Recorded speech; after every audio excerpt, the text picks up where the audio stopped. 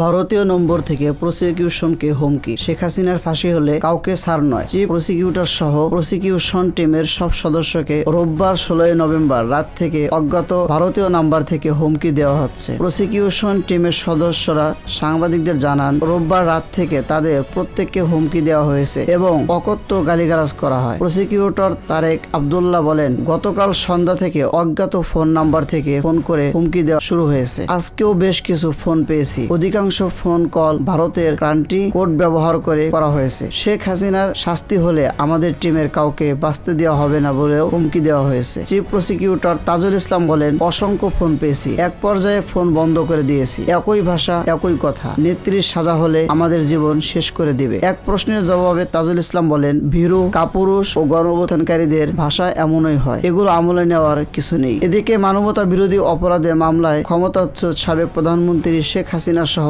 3 জনের বিরুদ্ধে আজ রায় দেওয়া হবে। এই রায় ঘিরে আজ সকাল থেকেই আন্তর্জাতিক অপরাধ ট্রাইব্যুনাল ও সুপ্রিম কোর্ট এলাকার কঠোর নিরাপত্তার বলয়ে ঘিরে ফেলেছে 4 বাহিনীর সদস্য, সেনাবাহিনী, পুলিশ, বিজিবি ও র্যাব। আদালত পাড়ার গুরুত্বপূর্ণ পরিবেশ মুখে কড়া অবস্থান নিয়েছে তারা।